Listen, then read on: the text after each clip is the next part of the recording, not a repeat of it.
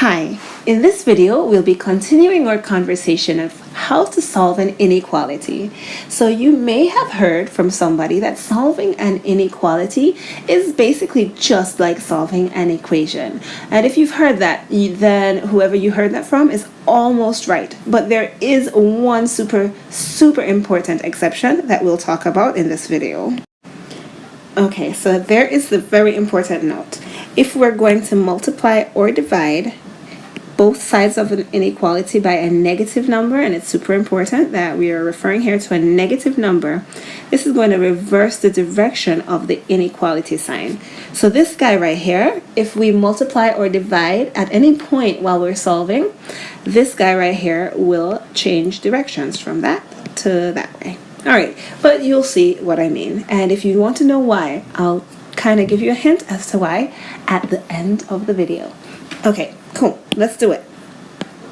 All right, so here we have m. M is being divided by -3. We want m alone. We have to do the opposite of dividing by -3, or the inverse operation of dividing by -3. And so we have to go ahead and multiply by -3. And whatever we do on one side, we have to do to the other side as well. Now, notice that we are multiplying by a negative number. So that tells us something very important. That tells us that we need to flip the direction of the inequality sign. So now it becomes less than instead of greater than.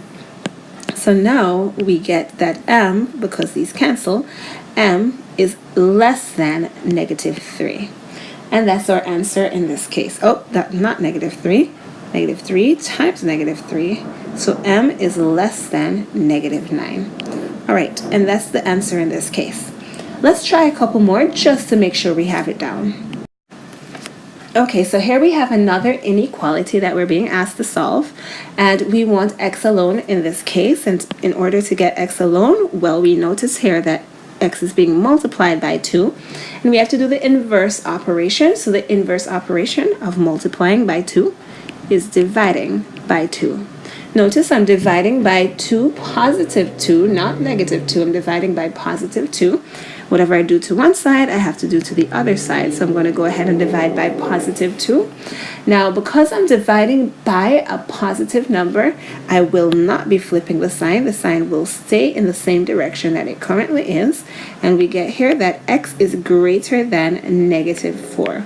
Now, where a few people may mess up in this question is looking at that -8 and saying, well, we're dividing -8 by 2, so shouldn't we flip the sign?